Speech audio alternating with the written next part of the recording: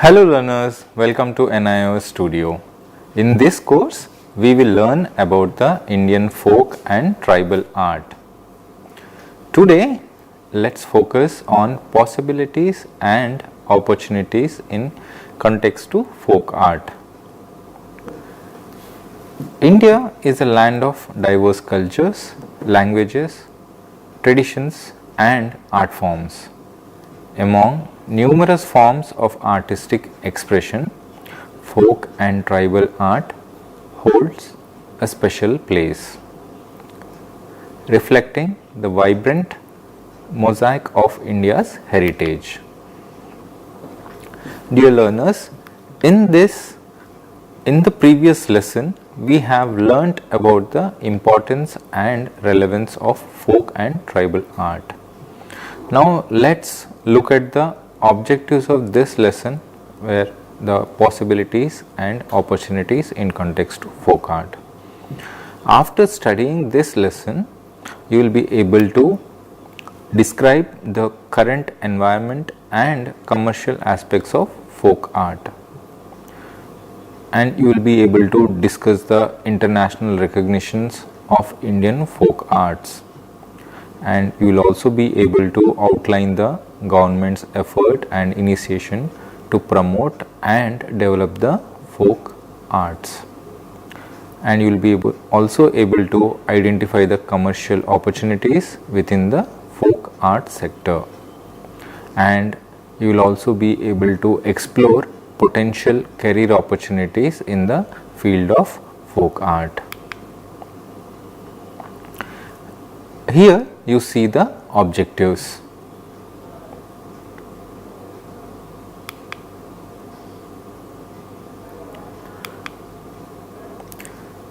In this lesson, we will explore the possibilities and opportunities in the field of folk art. It is natural for students or the learners and the enthusiasts or the guardians and the parents. Everybody wonders about the prospects and also pursuing a career in the field of folk arts and crafts. Also, while the folk art is one of the oldest forms of artistic expression, the formal study of it is relatively recent, resulting in limited information about the potential career paths and earning opportunities. However, for generations, folk art and craft have provided a livelihood for many families, where children often learn the trade from a young age by assisting their elders. The increased export of folk art and crafts has led to thousands of people becoming involved in this trade. Major centers for the export of folk art, crafts and handicrafts include Delhi, Mumbai, Kolkata, Bhubaneswar, Ahmedabad, Surat, Jaipur, Jodhpur, Lucknow, Moradabad, etc. Additionally, thousands of NGOs and actively supporting folk artists and the development of the folk art, often running training centers to preserve and teach their crafts.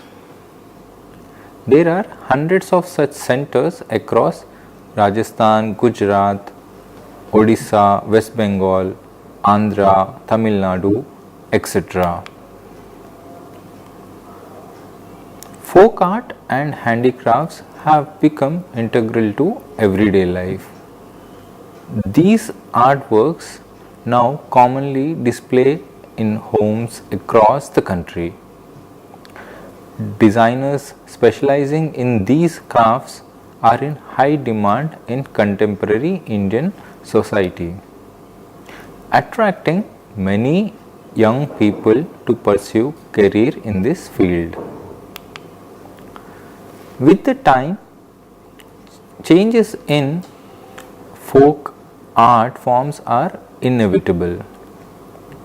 Urbanization and industrialization have introduced numerous opportunities and possibilities for folk artists. Now let's see the possibilities in the local regions which are available. Since 1980s, Indian folk art and handicrafts have steadily gained recognition on the international platform. The demand for Indian handicrafts has grown in the global market, and their craftsmanship is increasingly acknowledged.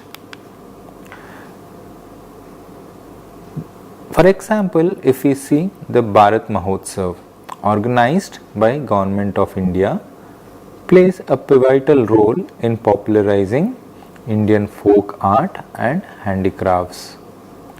This festival, held in Russia, USA, France, Germany and Japan, showcases the works of many Indian folk artists, bringing them international fame. As a result, Indian folk art receives a worldwide recognition, opening new markets and enabling India to earn foreign currency. This growth in demand has also provides a new source of income for rural communities and artists. In the village of Raghurajpur near Puri in Odisha, around 100 families of folk artists create traditional art and crafts.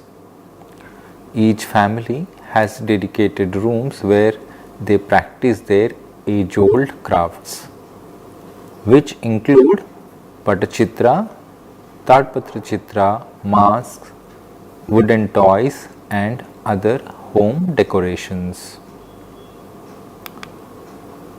These artists have been honing their skills for generations, while there have been some changes in technique over time. The themes have remained consistent. Every family member, from elders to the youngest, is involved in these craft traditions. Learners, let's take a small break and continue with the lesson.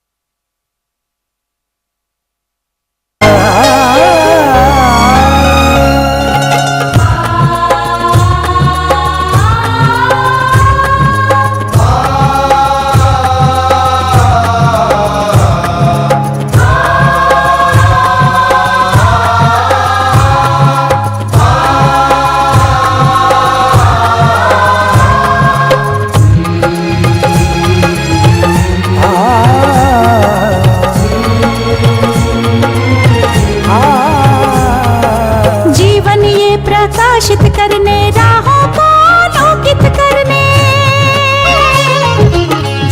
ये प्रकाशित करने, राहों को आलोकित करने, हम अपना दीपक स्वयं बने, हम अपना रास्ता स्वयं चुने। अपना दीपक स्वयं बने, हम अपना रास्ता स्वयं चुने। जीवन ये प्रकाशित करने, राहों को आलोकित करने।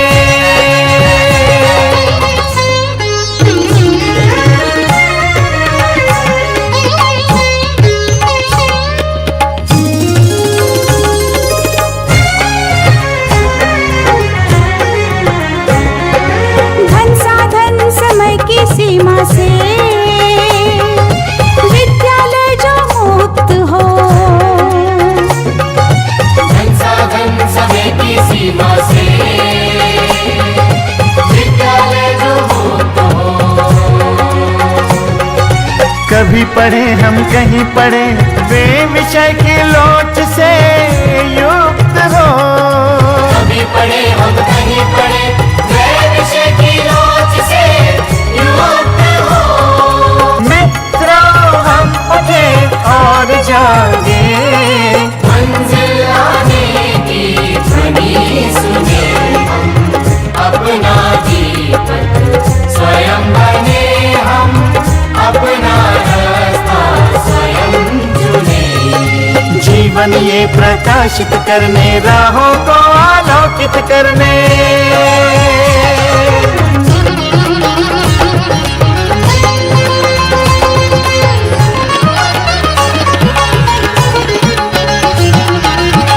राष्ट्रीय मुक्त विद्यालय का है द्वार खुला सबकी बातें। शिक्षा परीक्षा का अवसर एक बार ही क्यों मिलता फिर। शिक्षा और परीक्षा का अवसर एक बार ही क्यों मिलता फिर। दुनिया में इसके केंद्र बहुत, कोई मन चाहा केंद्र चुने। हम अपना दीपक स्वयं बने, हम अपना रास्ता स्वयं चुने। कोई मन चाहा केंद्र चुने। स्वयं बने, हम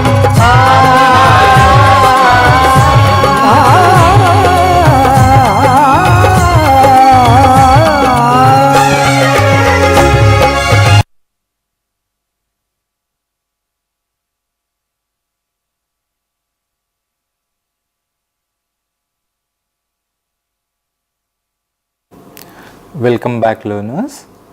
We were discussing about the village of Raghurajpur near Puri, Odisha, and the art crafts which included in their craftsmanship. These artists have been honing their skills for generations. While there have been some changes in their techniques over the time, the themes have remained consistent. Every family member, elders to the youngest, are involved in these craft traditions. And you can see the image over here. It shows the crafts place and the workman's area. This photograph captures a woman in Raghurajpur working on a statue of Lord Jagannath, carefully applying colors. Tourists from both India and abroad visit the village to admire these intricate works of art. Small Patachitra and paper mache masks are particularly popular from this place. It showcases various types of artworks with brightly colored masks featured in the image being especially striking. And now let's see the Kala Ghoda festival of Mumbai. folk art interests and grows not only from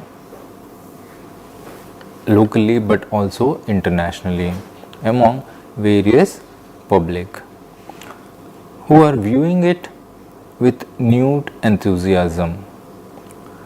Government of India supports this interest by organizing festivals and art fairs across country. Notable examples include annual craft fairs held at Surajkund in Faridabad and Kala Ghoda in Mumbai. Here is the example of that particular festival. Encouraged by the success of Surajkund Crafts Mela, many similar fairs have been organized, such as Kala Ghoda Festival and Nature Bazaar, providing earning opportunities for thousands of folk and craft artists. These events offer a stable and regular source of income for these artists. The government has also established Delhi Haat in the capital, and inspired by its success, many similar handicraft markets have been set up in the cities across the country, which includes Mumbai, Kolkata, Bhubaneswar, Ahmedabad, Bhopal and Agra. Then comes the Kalighat, where the Kalighat Patchitra in Kolkata. Now let's learn about this particular Patchitras of Kolkata. The main center being Kali Temple of Kolkata, which is famous pilgrimage for Hindus. Image makers of gods and goddesses reside in the nearby areas known as Patua Pada. These image makers or patuas make images of different gods and goddesses all through the year to supply for both personal and community worshipping. These patuas also make paintings in their typical style known as Patachitra style. The painters of Kalighat use very simple materials like paper, cloth and earthen pots. Though traditionally they use the vegetable colors, they now opt for ready-made colors from the market. The photograph shows a patua in painting sitting on a mat in a very simple environment, which we will see now. Patuas have been using the same theme for these paintings for hundreds of years. The images of gods and goddesses are predominant, but during the beginning of the 20th century, Patuas painted the themes related to social, political and economic problems or the issues. At present, they limit themselves to painting the images of gods and goddesses like Durga, Kali, Saraswati, etc. Here we see the Patua painting the Kalighat style. Now let's look into the private opportunities which are available. In this lesson, we also aims to prepare the educated individuals to understand the various aspects of Indian folk art and handicrafts, enabling them to not only enter the trade but also to support the artists and generate income through their expertise. Many international corporate houses are involved in the folk art and handicrafts sector and have established offices in India. These companies engage artists to create artifacts and tailor to their demands. Here is one example of the Bazaar, which is from Delhi Haat. Like we were discussing about the MNCs, numerous foreign importers visit folk art centers and handicraft markets to purchase various items, with many agencies acting as intermediaries between importers, artists and craftsmen. This field offers significant opportunities for knowledgeable professionals. Delhi Haat was established to promote the development of folk art in the capital. Haat, which means market, and at Delhi Haat, which is located in Delhi. Artists and craftsmen can showcase and sell their work in the shops or the stalls which are put up here, with additionally a temporary shops available too. The exhibits change every 15 days, featuring a variety of displays, sometimes focusing on tribal art and other times on folk art. Delhi Haat was founded by the Delhi Tourism and Transportation Development Corporation. Here is one such Mela photograph which focusly shows the Surajkund Crafts Mela. Entering Delhi Haat gives one the feeling of stepping into a village. The exhibits showcasing crafts from small villages across various states attract visitors right into the heart of the city. Haat is designed to allow any art lover, whether a foreigner or a local, to enjoy the village-like ambience. Everyone, whether a tourist or an Indian, should make it a point to visit this place.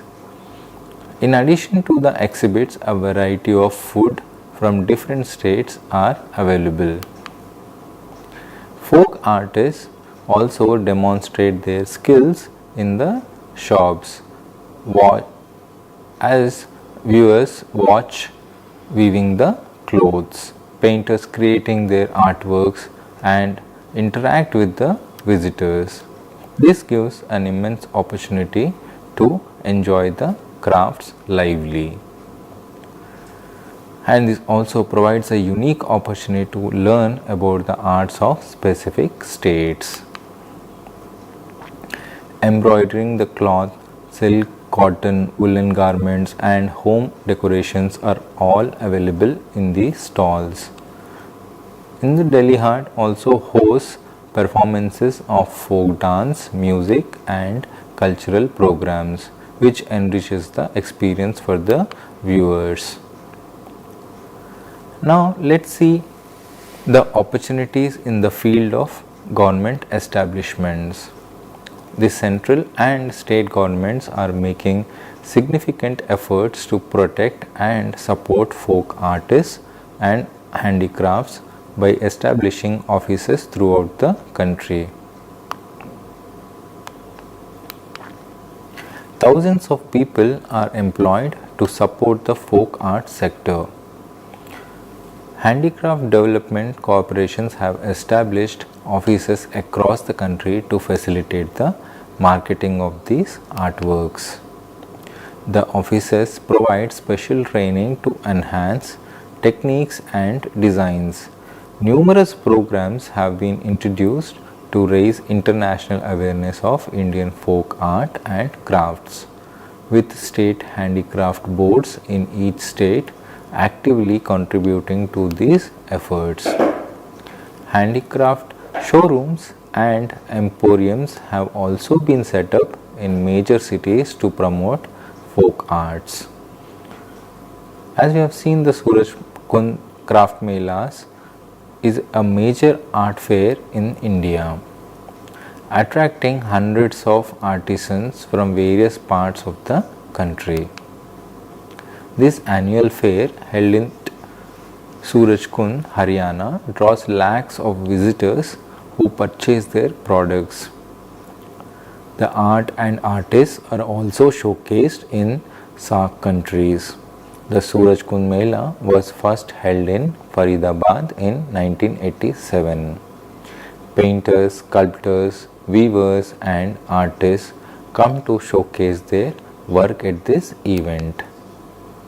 Each state has its own stall to exhibit artifacts, where artists and craftsmen explain and demonstrate their skills. The Mela runs for 17 days and an award is given to the best stall. Various cultural programs are also performed during this event. The Surajkund Mela provides a platform for the both skilled and unskilled artisans to demonstrate how they have fostered unity amid the diversity of Indian culture and art. Additionally, these artists are given opportunities to show their work in SAARC countries too. Folk and tribal art often incorporate sustainable material and techniques that are in harmony with nature. For instance, natural dyes, organic pigments and eco-friendly materials which are commonly used in the various art forms such as Warli painting, Madhubani art and Gond painting. By promoting eco-conscious practices, these art forms advocate for environmental stewardship and sustainability, and these melas are centers to those art forms. The many folk art and tribal artists belong to marginalized, economic disadvantaged communities. Engaging in art not only provides them with a source of income but also empowers them economically and socially. Government initiatives, NGOs and artisan cooperatives play a vital role in supporting these communities by providing training, marketing assistance and access to their fair trade opportunities. Folk and tribal art serve as potential cultural ambassadors on the global stage, attracting tourists and art enthusiasts from around the world. Artisan clusters and cultural festivals dedicated to these art forms not only boost tourism but also facilitate cross-cultural exchanges and dialogue. Additionally, they contribute to the soft power of India by showcasing its vibrant cultural heritage. In essence, the importance and relevance of folk and tribal art in India cannot be overstated. These art forms embody the soul of indigenous communities, fostering cultural pride, social cohesion and sustainable development. As a custodian of these invaluable heritage, it is important and responsibility relies upon us to appreciate, preserve and promote these art forms for future generations to cherish and celebrate. Folk art or the tribal art in India are invaluable treasures that offer insights into the diverse culture and traditions that make up the country's identity. These art forms are more than just aesthetically pleasing. They are windows into the history, beliefs and creativity of indigenous communities. I hope you have got information about the possibilities and the opportunities in context to folk art. Thank you learners. Hope you have enjoyed it with the information and details around the topic. Keep exploring and be curious. Let's meet up again with a new topic.